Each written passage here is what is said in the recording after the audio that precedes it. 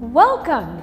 Today we are going to explore some standing poses, and we are going to look at those standing poses as it relates to the story of the knees and the hips. We would like to engage the correct muscles surrounding these joints to keep them safe. All right, so we are going to start in Tadasana, a foundation pose often referred to as Samastitihi. The biggest difference is that Samastitihi implies a command. Take the block inside the ankles and let's squeeze those inner ankles together. Notice how as you draw the inner ankles in, those outer buttocks cheeks really grip and start to come in towards center. If you press through the outsides of the heels, the backs of the thighs start to spread and we can feel an internal rotation at the head of the femur bone. Squeeze the inner ankles together, press through the outsides of the heels, lift the kneecaps up, extend and lengthen your toes. Let's lift the tops of the thighs up and now take the tops of the thighs back. This is where Samastitihi comes in. Point those fingers, draw the outer biceps back, widen your collarbone, squeeze your inner shoulder blades together and stand at attention. So it's an intense pose. This pose, as we start to refine this pose, it will start to reveal the imbalances within the body.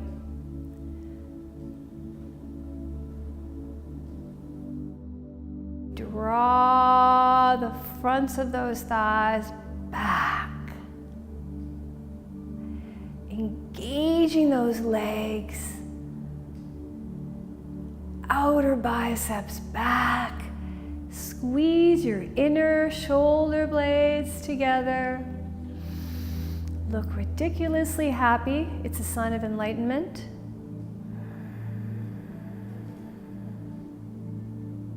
And now we're going to explore some arm movements that help frozen shoulder. Bhudanguliasana arms. So let's take the hands together, elbows high. Press your knuckles together. So we are doing the reverse. Typically we pull the hands apart. Let's press the hands together actively and feel how the muscles of the outer forearms start to engage. And as we press those knuckles together, extend the arms and the outer forearms start to draw in. This is the action to straighten the elbows. The outer forearms draw in. So the muscles around those upper arms need to tighten around the bone. This is the action. So look for that sensation of working to tighten and adhere the muscle to the bone. This will limit the wear and tear on your ligaments and joints. Very important if you have a shoulder injury. Bend the elbows and let's change the grip. So Bhudanguliasana, we press the hands together. We resist taking the hips forward. So the thighs are back as we slowly straighten those upper forearms, drawing them in to straighten the arms. Great job. Release. And let's take Bhudanguliasana hands, just change the grip. This time, let's take the hands straight up. So this is a little bit of a task for somebody that's got a shoulder issue. Just be patient. Work where you are today. Worry not about where you're going. So just focus on being present and tightening those upper forearms around the bone as you press your hands together. If you could, take your arms back behind the ears, just do your best. Resisting taking your hips forward, so those thighs are drawing straight back. Change the grip of the hands, and that's again, reach those palms up, drawing the outer forearms in, lifting your chest, drop your lower ribs, thighs back, inner ankles together, pressing down through the outer heels. So the work starts to integrate the upper and the lower body. And this Tadasana pose helps to keep the pelvis and thighs in place so that we actually work the muscles of the arms. Let's slowly release. Nicely done, everybody. Lift the heels and just take your heels apart. So we're folding forward here into Uttanasana, and you'll find that if you cannot stack those hips above the ankles, meaning your buttocks is behind your ankles, you would take your blocks and walk your hands forward to stack those hips. Let's extend the toes long, the outsides of the feet. Do your best to have your outer feet parallel, the inner thighs roll in, the kneecaps and thighs lift. We lift the chest, taking that spine into a concave spinal extension. And then let's play with the feet again, as though we were in Tadasana. Let's draw the inner ankles in, pressing through the outer heels. So those two actions together, as we lift the kneecaps and thighs up, ignite the legs. My legs are on fire. And then this facilitates a much deeper fold from the crease of the hip. But we're working today just on drawing the inner ankles together and pressing through the outer heels to activate those legs from the feet. Very nice. Bend the knees. Take the toes together. Let's bring the big toe knuckles together. Inner ankles together. So do your best to keep your inner ankles together. Drop the knees down. Sit back and draw the inner ankles together, outer ankles in. So if you wanted to make this pose even more challenging, you could potentially wrap the ankles. And this would intensify the pose a great deal. So just feel free if you would like to take a moment out and wrap your ankles. For me, it's enough for me just to feel the action of drawing the outer ankles in. This is the work. Outer ankles in, outer ankles in. And we're just checking to make sure those baby toes are properly tucked in and under. Great job. Outer ankles in. Great. All right, and when you're ready, just release and just tap the tops of the feet. Take a blanket now. And we are going to place the blanket lengthwise so that we can bring the entire shin, the back of the ankle and the top of the foot onto the blanket and actively press those shins, press the tops of the ankles, press the feet down. And this will help to contain the hips, release that tail down and in. And then let's step the right foot like so. So Paryangasana. So the work today is to keep that knee stacked above the ankle. This right thigh is rolling out. So this tailbone releases down and inwards. Take that right arm and roll that right shoulder down, keeping that right thigh rolling out. Let's turn the torso towards the ceiling.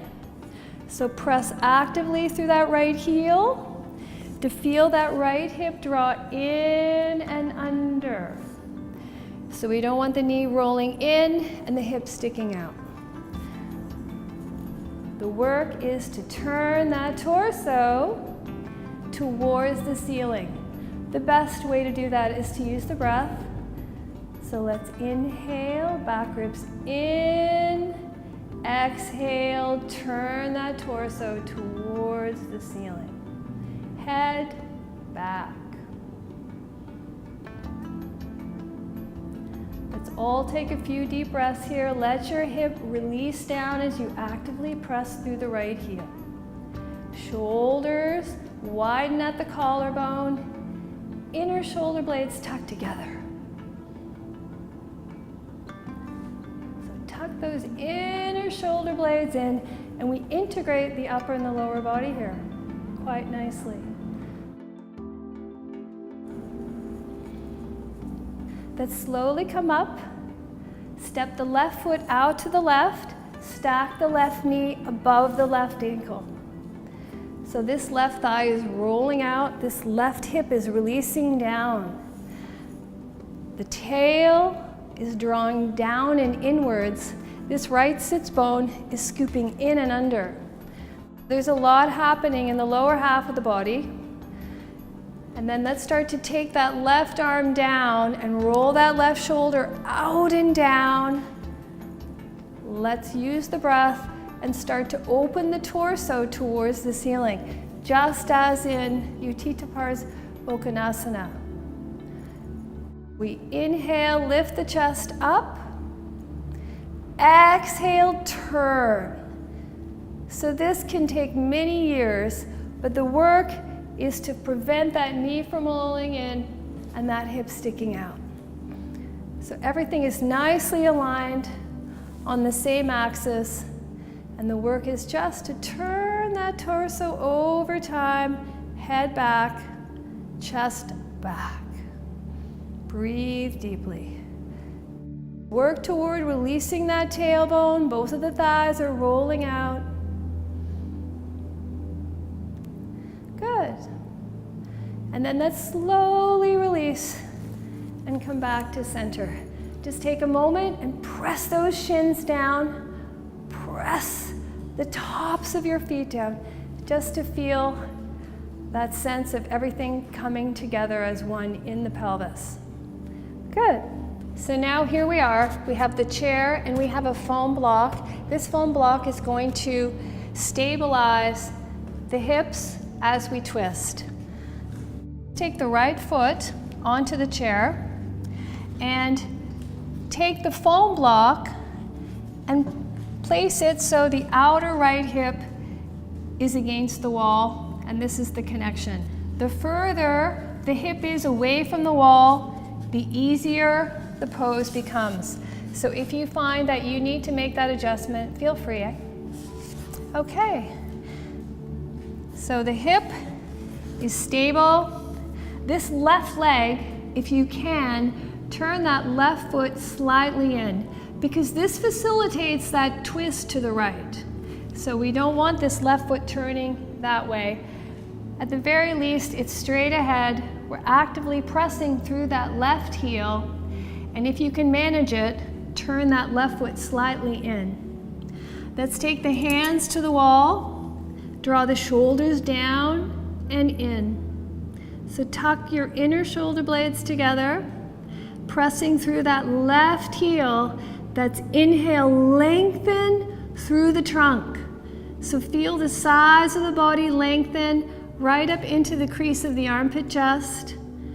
And then exhale as you twist. It's a slow drip as we engage from the left foot, from through that heel, all the way up into the palms. Let the breath create that connection through the body. Find that enjoyment in the twist. Letting the breath create that space for you. Very nice. Looking forward. Slowly release. And let's change sides. So what we do to one side, we try and do our best to do to the other. Let's step the left foot onto the chair this time. And again, let's place that block To stabilize the pelvis, take a look at your right foot and see if you can turn that right foot slightly in at the very least and press actively through that right heel. Let's inhale as we lift the chest, back ribs into the body and up. We feel that extension through the crease of the armpit chest without poking those lower ribs out. Let's take the hands to the wall, elbows in and down as you lift the sternum. As you inhale, press through that right heel, back ribs into the body as you lift up through the sternum. Exhale, twist. We want that gaze slightly up and to the left, so the sternum will follow the gaze. And the action comes through the right heel. So we're pressing actively down through the right heel to create that momentum upwards.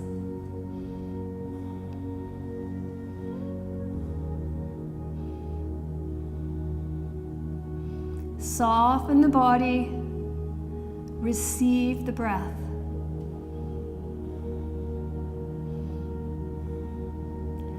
Very nice. Let's look forward and let's slowly release. So you can really feel that the spine is twisted. So eventually, after we complete this twisting, we want to remove the memory of that spinal twist so that we don't have an imbalance. Go back over to this side, and we're going to take this twist to the next level. Again, that's stabilize the pelvis. Pretend I have a larger wall. Good. So I'm just stabilizing the pelvis. And this time, so take a look at your left leg so that those toes are not turning out. And let's take the left elbow to the outer right thigh. So it's like a Spider-Man pose. Take the hands like so, and let's press through that left heel as you inhale, back ribs into the body. Exhale, twist. Shoulders down away from the ears. Let the breath create that space in the spine for you. Twisting requires a stillness, and the movement comes from the breath.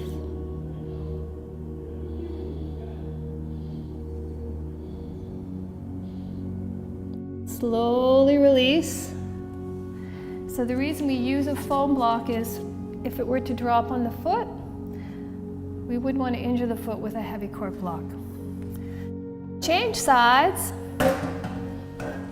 Always thanking God there's only two. Let's place the left foot on the chair. So you've got to press that left hip into the block to keep the pelvis stable. Let's bring the right elbow to the outer left thigh. And pressing through that right foot, let's take that left arm behind. Inhale, lift the chest so the back ribs come into the body, shoulders down away from the ears.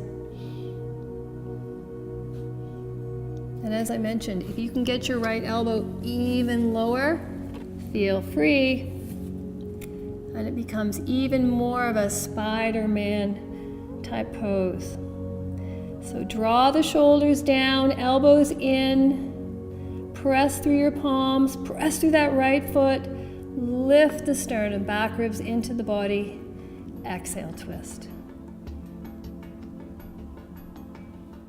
Slowly release. Whew. As I mentioned, the spine remembers that twist. So I have an imbalance, and you can feel how out of kilter you feel. Fold the chair, have the top of the chair facing up.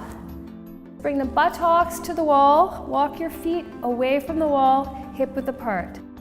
Place the chair into the hip crease.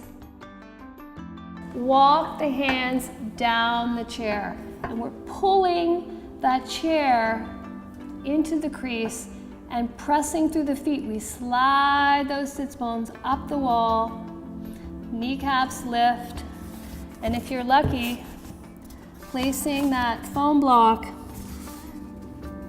to support the head. This is an excellent way to remove the memory of the twist from the spinal column and start to extend and lengthen that spine, creating a much deeper fold from the hip crease. We want the spine concave. We want a spinal extension.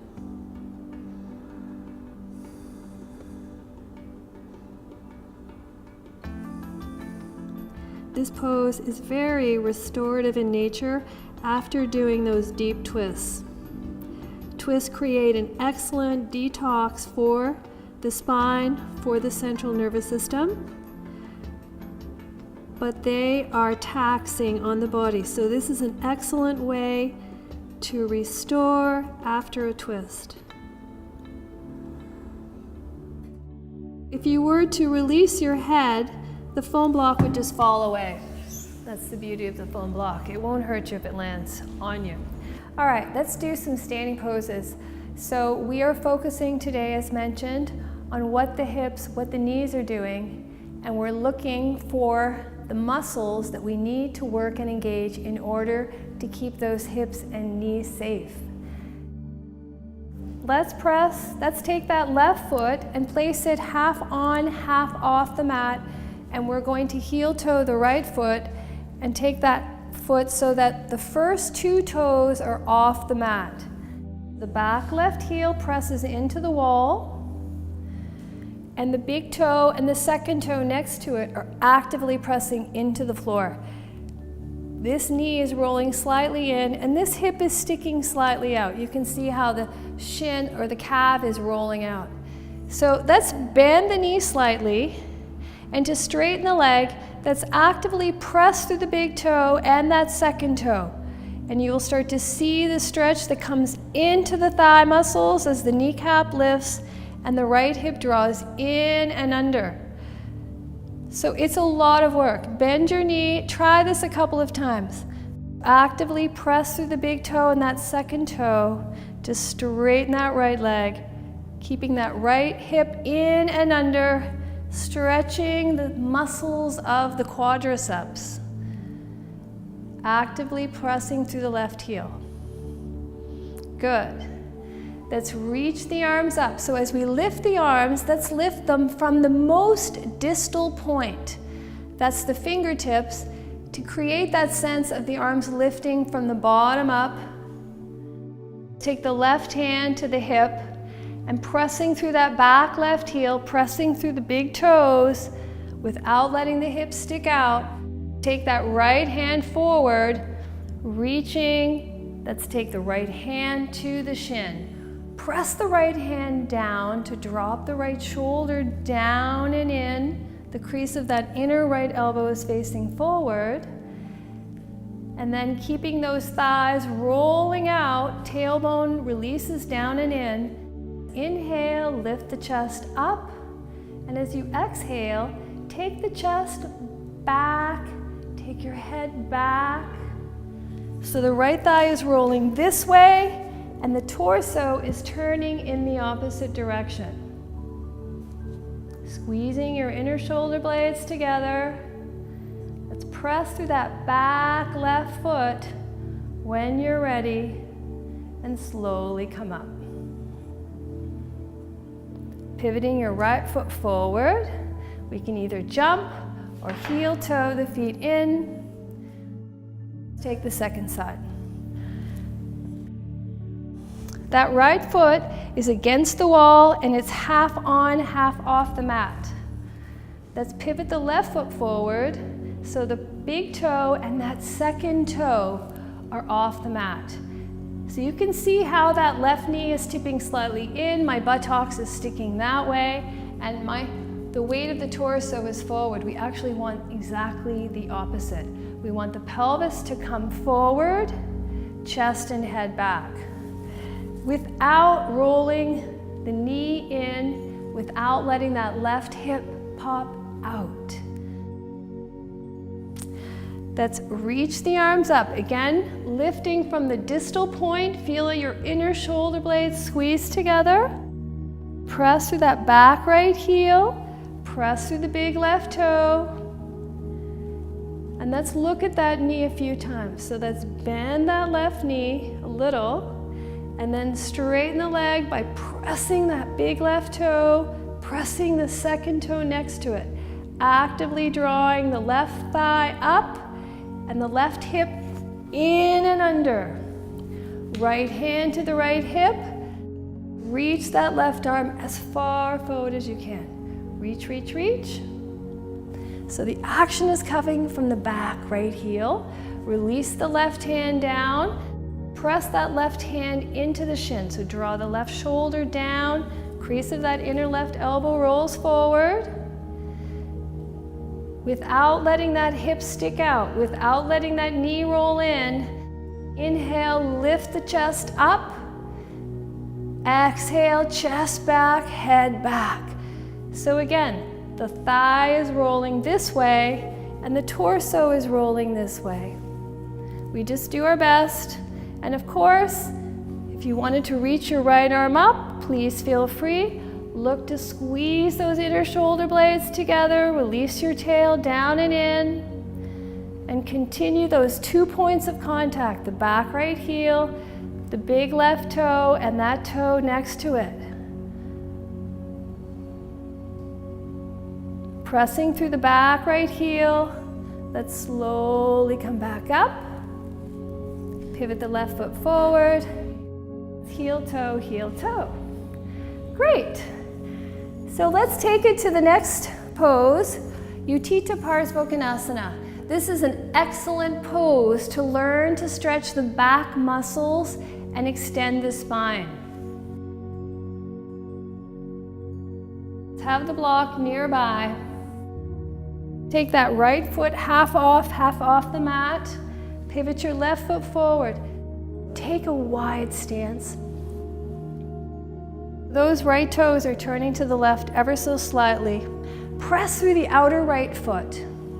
There's a heel to heel alignment here. Press through that big left toe again and that second toe next to it.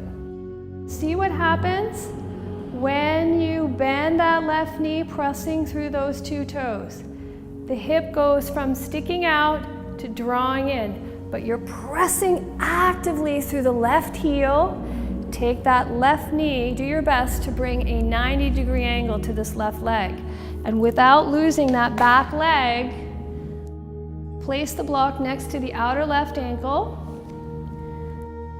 Reach that left arm all the way forward. So reach and extend that left side, but press through that left heel to keep that left hip in and under. Take the left hand and press it into the block. So this is essential to press that left hand down, almost create a sense of lifting your left foot. So this left shoulder draws down, the inner elbow rolls forward.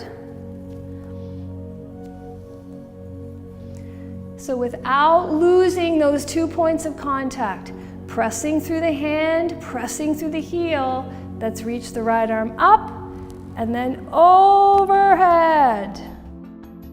Press through that left hand and foot. And then see if you can inhale, lift the chest up. And turn that torso to the ceiling. So the weight is in the outer feet. Just do your best. But we can start to feel the engagement of the muscles around the hips. Slowly come out.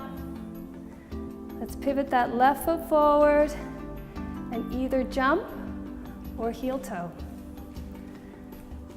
Excellent.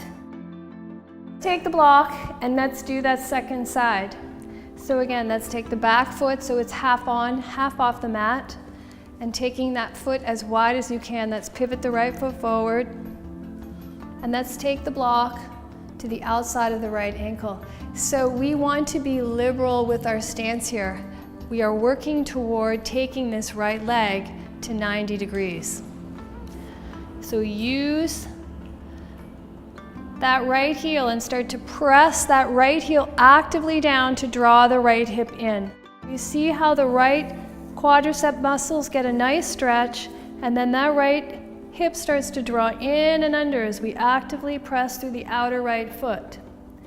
Pressing through the back left foot, thighs roll out. Reach the right arm forward. So lengthen through that right side. Feel the work as the muscles of the hip engage. That comes from pressing actively through the right heel. Take the right hand to the block and press that right hand down. So press the right hand as much as you can, rolling the crease of that inner right elbow forward so the shoulder stays down. And then if you like, you can take your left hand and arm up and over. Feel the deep stretch that we get from the spine. Feel how the back muscles start to engage. Pressing actively through the outsides of the feet. Press that right heel down, press that right hand down, and turn the torso by inhaling the back ribs into the body and exhaling as you turn the torso to the side. So again, the right thigh is rolling this way externally, and the torso is turning in the opposite direction. Nicely done. So let's take the blocks and let's do a wide-legged fold.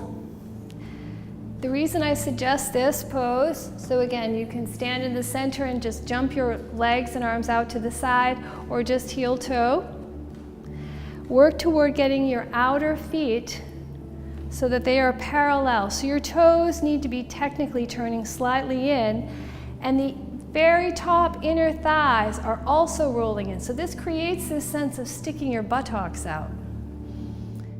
The thighs roll in, but there is a second action. And as you actively press through the outsides of the feet, you can start to feel those thighs roll out as well.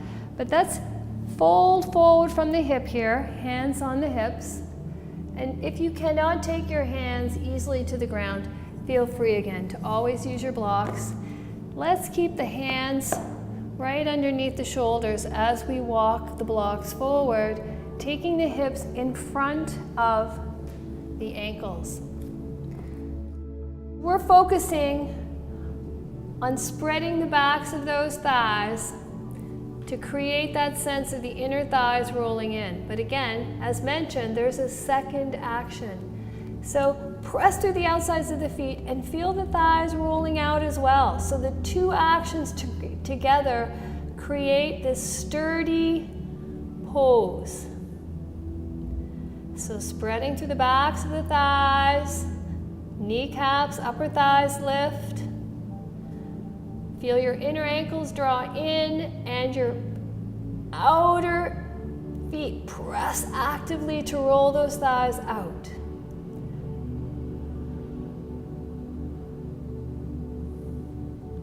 So we want to avoid having the hips behind the ankles. This is where you start to live in the ligaments and joints.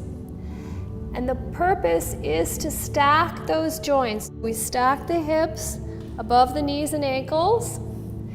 And then this is what we get from this pose. This is one of those poses that engages all of the muscles, engages and works all of the joints. So it's a fabulous pose to explore that unity, that sense of finding all things working together as one.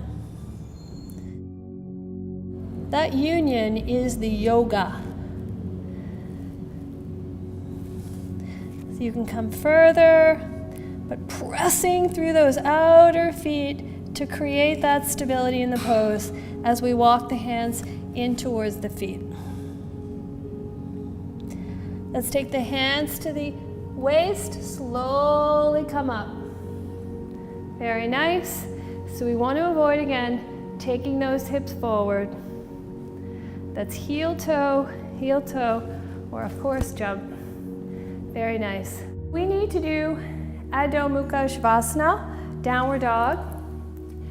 And as we've had the theme of the shoulders today, we want to create a little bit of opening in the upper chest and the armpit area. And there's a couple of ways that we can do this if you're not able to manage a downward dog from the floor.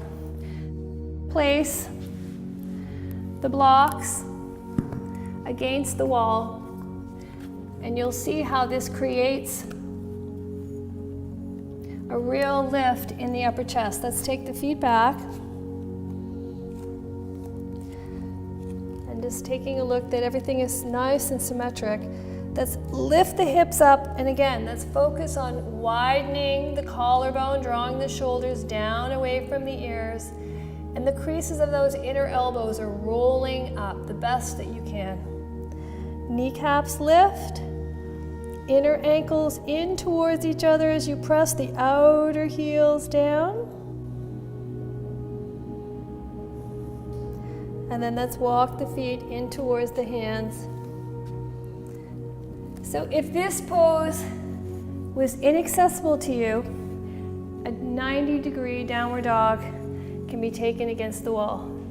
So this is a great option for those of you who have wrist, neck, major shoulder issues, or upper thoracic spine issues. You can take your hands wide, so draw those shoulders down away from the ears again, have the creases rolling up towards the ceiling, and just stick your buttocks out. So we're looking for that spinal extension.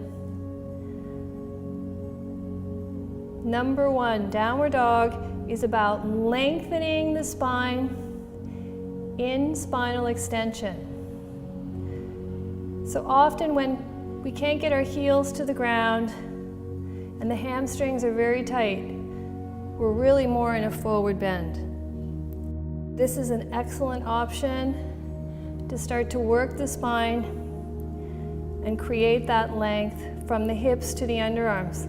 So that's the length of the spine. Good.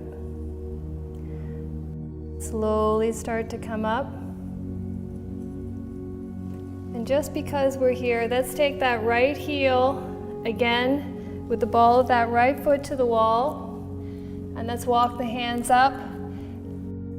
Press through both feet. Actively draw the hips in towards center as the kneecaps lift. That spine is in extension, and we're getting a nice opening through this underarm and shoulder area for those of us who have tight shoulders or issues with those shoulders.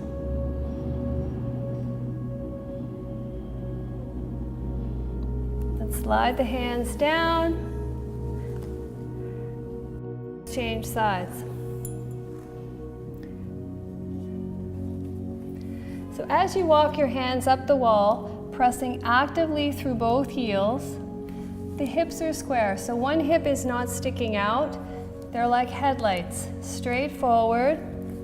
This left sits bone draws in and under, because again, you're pressing actively through the left heel, pressing actively through the ball of the left foot, and this helps to draw that hip in and under and create a nice stretch through the quadricep muscles. Pressing actively through the back heel, widen the back of that right kneecap from the center out to the sides. And then we let the breath create that space for us over time. The lower ribs are drawing in, do your best, in towards the hips. And we're looking for that sense of uniting everything. So we're not focusing on one particular area in the body. We're giving a sense of all things working together. So there's an intense sense of being present. Like a little gardener going through the body, looking for those areas that are not participating, and then uniting those areas from the cold. So bringing those areas like the hip that might stick out from the cold and uniting it with the rest of the body. Nicely done. Let's Slide the hands down. Let's step that foot back. Take the bolster in Viparita Dandasana and place it parallel to the front of the mat. Take the second bolster and cross it on top of the first, like a hot cross bun. And it's always good to have a little support underneath the head and shoulders, so just have your blanket like so. And then the strap comes around the outsides of the thighs. And we sit right on the very end of the bolster. So probably I'm going to move these blocks a little forward if I need that support. If I don't need the support, then don't use the support at all. And then making sure this strap is nice and tight, we're going to come back.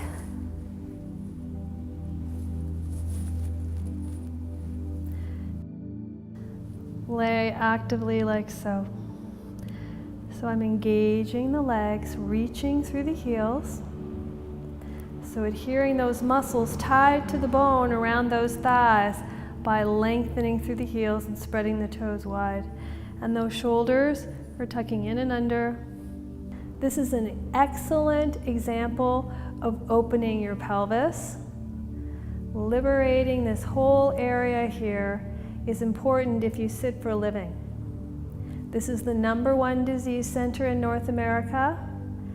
And this area here has a direct influence on the upper chest. This is the #2 disease center in North America for both genders. So this is time well spent. We're in a supported back bend. We're opening the central nervous system. We're creating a deep opening in the upper chest as well as the pelvic floor, and we're working the pose through those legs.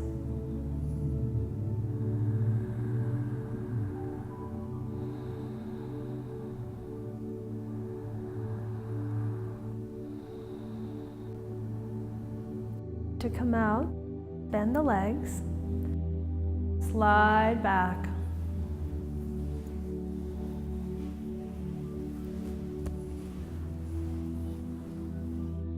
Taking a moment here, and then let's bend the legs and just remove the strap here. And let's just take a moment and draw the thighs into the chest and just rock from side to side here, releasing through your lower back and hips.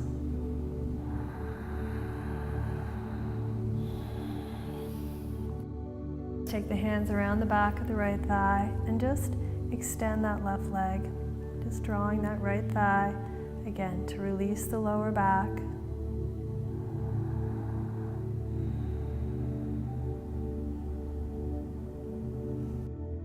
Change sides. Just take the hands around the back of the left thigh and draw that thigh into the chest.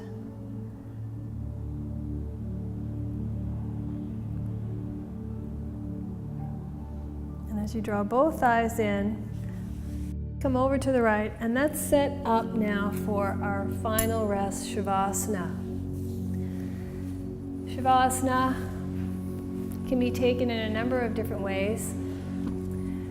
And I think it's always a good idea to support the head. So take a blanket. Use the bolster this time underneath the backs of the thighs. So especially when we have been working your hips, sometimes the lower back can feel a little bit of tension. And if you bring the bolster right up to the buttocks and release the legs, this can support and release the lower back. So you see how the tail is scooping in and under, so the lower back is pressing down, and then the very tops, the heavy part of the legs, releases over the top of the bolster. Tuck your shoulders in and under. Allow the mind now to be still with the body. Allowing all this work we've done to integrate so we find a new place, new memories,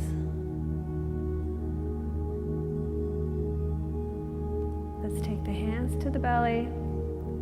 And again, gently draw your knees to your chest. Roll to the right and using your left hand to press you up. Let's come and sit on our bolster. Legs crossed. Bring the fingertips to the bolster, elbows back, collar wide. Hands to prayer. Thank you all for allowing me to guide you. Namaste.